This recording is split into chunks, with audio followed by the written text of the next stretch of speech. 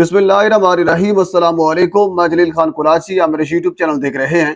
गुजरे वाला पाकिस्तान के सियासी मंजरनामे में कुछ इंतहाई अहम तरीन चीज़ें जो कि आप तक पहुँचानी हैं। एक बड़ी खबर और बड़ी डेवलपमेंट। आपको याद होगा कुछ अरसा पहले फवाद चौधरी साहब ने यह कहा था कि अगर मौलाना फजल रहमान और पाकिस्तान तहरीक इंसाफ इकट्ठे हो जाते हैं, मुश्तरका लाहेमल बनाते हैं, तो फिर इस हुकूमत का ठहरना बिल्कुल नामुमकिन हो जाए। और ऐसा ही हमें अब नजर आ रहा है, बल्कि प्रैक्टिकली ऐसा हो चुका है। एक ही कागज के ऊपर मौलाना के और इमरान खान के दस्तखत किए गए हैं। वो कैसे, मैं आपके सामने रखता हूं। कुछ तहफुजात थे मौलाना साहब को इमरान खान के ऊपर। वो तहफुजात उन्होंने भिजवाए जेल के अंदर। जो 3 रुकनी कमेटी बनाई गई, उस कमेटी की जानिब से, यानी जो पाकिस्तान तहरीक इंसाफ की कमेटी थी, मौलाना फजल रहमान ने अपने तहफुजात इमरान खान तक पहुंचाए, अपने दस्तखत करके उस कागज के ऊपर। इमरान खान ने वो तहफुजात देखे और उसके बाद फिर यकीन दहानी कराई कि जी बिल्कुल आपके ये तहफुजात दूर किए जाएंगे, आप हमारा साथ दें या फिर हम आपका साथ देते हैं, इकट्ठे मिलकर चलते हैं, लाइन ऑफ एक्शन जो है वो इकट्ठा होगा। यानी जो कागज इमरान खान के पास गया था, जिसके ऊपर मौलाना साहब के दस्तखत थे, उसी कागज के ऊपर इमरान खान ने अपने दस्तखत करके यकीन दहानी की कराई है कि आपके तहफुजात दूर किए जाएंगे, वापस भेजा है मौलाना फजल रहमान साहब को। और इसके अलावा ज़राए के मुताबिक एक खसूसी पैगाम भी मौलाना साहब को इमरान खान की जानिब से पहुंचा दिया गया है। 3 रुकनी कमेटी बनाई गई है। अब ये 3 रुकनी कमेटी मजीद जो लाइन ऑफ एक्शन है उसका आगाज करेगी और क्या करना है यह लाहे अमल तय होगा। यानी मुश्तरका लाहे अमल तय होना ये बहुत बड़ी डेवलपमेंट है। हालांकि इससे पहले ये सोचना भी नामुमकिन होता था कि क्या मौलाना फजल रहमान और इमरान खान एक ही पेज पर होंगे, इकट्ठे होंगे, ऐसा कोई नहीं सोच सकता। लेकिन अब ऐसा मुमकिन हो चुका है। अब हुकूमत के लिए इंतहाई खतरनाक जो है वो दौर का आगाज हो चुका है। पर हम थोड़ा सा आगे चलते हैं। ये एक खुशखबरी है पाकिस्तान तहरीक इंसाफ के लिए। अगली खबर इंतहाई अहम है। रात के अंधेरे में, मैंने सुबह की वीडियो में आपको ये बताया था, रात के अंधेरे में जो वारदात डाली गई है, इसमें पाकिस्तान पीपल्स पार्टी की मुनाफकत भरपूर है और भरपूर नजर भी आ रही है कि वाज़े तौर पर। हालांकि वो जो बयानियां दे रहे हैं कि हमारा गवर्नर नहीं था, हमारे गवर्नर ने इस बिल के ऊपर दस्तखत नहीं किए, वगैरह वगैरह। आपको याद होगा कुछ दिन पहले पंजाब असेंबली से एक बिल हतक की इज्जत के नाम से मंजूर हुआ था, और उसके बाद ज़ाहिर सी बात है फिर वो गवर्नर के पास जाना था, गवर्नर ने उसके ऊपर दस्तखत करने थे, इन सारा प्रोसेस जो वो मुकम्मल होना था। तो ये बिल गवर्नर के पास गया। तो उसके बाद जब, जाहिर सी बात है, पाकिस्तान पीपल्स पार्टी को ये पता है कि जो सहाफती तंजीमें हैं, जो बाकी भी सोसाइटी का कोई एक सेगमेंट भी इस बिल के ऊपर खुश नहीं है। अगर हम इसके ऊपर दस्तखत करते हैं तो जाहिर सी बात है फिर एतराजात बहुत ज्यादा होंगे। तो गवर्नर साहब ने यह कहा कि आप इसके ऊपर नजरसानी करें, तो उसके बाद फिर हम इसको देख लेते हैं। तो फिर उसके बाद पंजाब हुकूमत ने डायरेक्टली, अच्छा पहले उन्होंने फिर मुलाकात की, सरदार सलीम हैदर गवर्नर से ये मुलाकात की। मुलाकात में कोई बात तय नहीं हुई। ज़राए के मुताबिक फिर पंजाब हुकूमत ने डायरेक्टली सदर पाकिस्तान आसिफ अली जरदारी साहब से रब्ता किया और इस हवाले से ताउन मांगा कि इस बिल के ऊपर हमें दस्तखत चाहिए। उसके बाद फिर पाकिस्तान पीपल्स पार्टी ने एक मुनाफिकत वाला तरीका जो है वो अपनाया। उन्होंने कहा ठीक है, गवर्नर साहब जो है ये छुट्टी पर चले जाते हैं, और आइन के मुताबिक होता यह है कि जब गवर्नर साहब छुट्टी पर हों तो फिर पंजाब असेंबली का जो स्पीकर होता है वो कायम मकाम गवर्नर होता है। तो ऐसा हुआ, ये प्री प्लान इन्होंने किया है। हालांकि गवर्नर के पास ये इख्तियार था कि वो एतराज लगाकर बिल को वापस कर सकते थे, लेकिन ऐसा नहीं किया गया, छुट्टी पर चले गए। पीछे मलिक अहमद साहब आए जो पंजाब असेंबली के स्पीकर हैं, उन्होंने उस बिल के ऊपर दस्तखत कर दिया है। अब बाकायदा तौर पर पाकिस्तान के अंदर, पंजाब के अंदर हतक के इज्जत का जो बिल है वो मंजूर हो चुका है।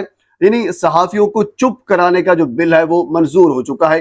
अब इसमें मुसीबत यह है कि अगर किसी के ऊपर भी ये इल्जाम है कि उन्होंने कोई तौहीन किया है, कोई हतक इज्जत का उसके ऊपर इल्जाम है, तो फिर होगा कुछ यूं कि पहले वो बंदा 30 लाख रुपए टेबल के ऊपर रखेगा और उसके बाद फिर केस चलेगा। क्या वो वाकई भी इस यानी इल्जाम का मुर्तकिब होता है या फिर नहीं होता, ये बाद में डिसाइड होगा। ये तो फैसला बाद में होगा, पहले उसको 30 लाख रुपए जमा कराना होगा। यानी दुनिया का मुनफरद किस्म का असूल जो है वो मैडम रानी साहबा ने, जनरल रानी साहबा ने वो बना दिया है।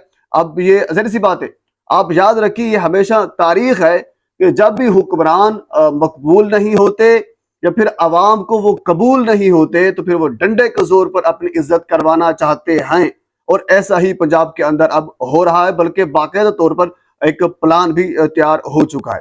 بہرحال ہم تھوڑا سا آگے چلتے ہیں۔ اگلی خبر یہ ہے کہ عدت والے کیس میں بشرا بی بی نے آج اسلام آباد ہائی کورٹ سے رجوع کیا ہے، اور باقاعدہ طور پر انہوں نے ایک درخواست دائر کی ہے کہ سزا معطل کر کے مجھے ضمانت دی جائے۔ اس کے اوپر ابھی ذرائع کے مطابق اسلام آباد ہائی کورٹ نے 3 اعتراضات لگائے ہیں، حالانکہ اس سے پہلے سیشن کورٹ کے اندر ان کی ضمانت کی درخواست بھی لگی ہوئی تھی، سزا معطلی کی درخواست لگی ہوئی تھی۔ اب اس کے اوپر بہت سے اعتراضات لگائے گئے ہیں کہ بشرا بی بی معافی مانگ رہی ہیں، وہ ضمانت مانگ رہی ہے، وہ سزا معطلی کی بھیک مانگ رہی ہے۔ حضور والا، عدالت سے سزا معطل ہی کروائی جاتی ہے، اور عدالت کیا کرتی ہے؟ عدالت سے ہی ضمانت لی جاتی ہے۔ اب ظاہر سی بات ہے، اگر کوئی بے گناہ بندہ بالکل اس کے اوپر ایک غلط قسم کا الزام ہے اور وہ سزا بھگت رہا ہے، تو انڈرسٹوڈ ہے، وہ عدالت سے یہی کہے گا کہ میری سزا معطل کی جائے، غیر قانونی سزا دی گئی ہے، ضمانت دی جائے، اور عدالت کو کیا کہے گا؟ اچھا، اس سے پہلے بھی سیشن کورٹ کے اندر اس قسم کی درخواست زیر التوا ہے، اور ذرائع کے مطابق اسلام آباد ہائی کورٹ نے اس کے اوپر 3 اعتراضات لگائے ہیں، وہ آپ کے سامنے رکھ دیتا ہوں۔ اسلام آباد ہائی کورٹ نے کہا ہے کہ سیشن کورٹ میں ایک تو درخواست جو ہے وہ پہلے سے زیر التوا ہے، ایک اس کے اوپر اعتراض لگا ہے۔ دوسرا اعتراض یہ ہے کہ محتاط عدالت کے کون سے آرڈر کو چیلنج کیا گیا ہے، یہ بتا دیں۔ اور تیسرا اعتراض یہ لگا ہے کہ 2 عدالتوں سے ایک ہی قسم کا ریلیف کیسے لیا جا سکتا ہے۔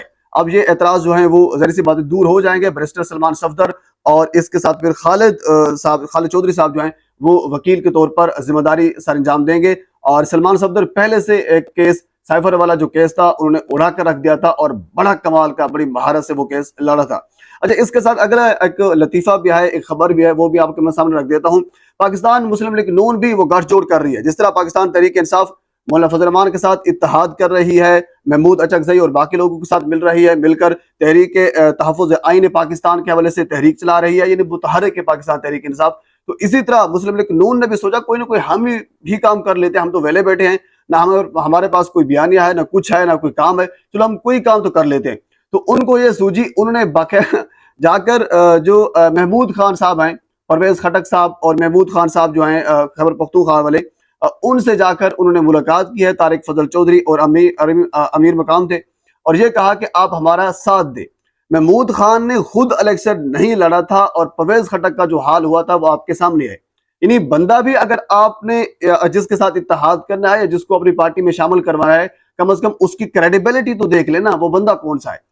اور مسلم لیگ نون جو ہے وہ بڑے جوش مار رہی ہے کہ ہم نے بہت بڑی وکٹ گرا دی ہے، وکٹ سے پہلے گر چکی تھی، لیکن وہ کہتے ہیں کہ ہم نے بہت بڑا کے لیے مر کا سر کر لیا ہے۔ محمود خان جو ہے اب وہ ہمارا ساتھ دیں گے، ہم تحریک چلائیں گے۔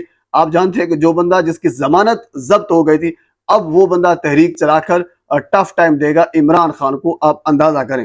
بہرحال پاکستان کے سیاسی معاملات میں اور بہت سی چیزیں ہیں، اگلی ویڈیو میں آپ کے ساتھ ضرور شیئر کروں گا۔ ایک مرتبہ آپ سے گزارش ہے میرے چینل کو سبسکرائب کر دیں تاکہ آنے والے ہر انفارمیٹیو ویڈیو آپ تک پہنچ سکے۔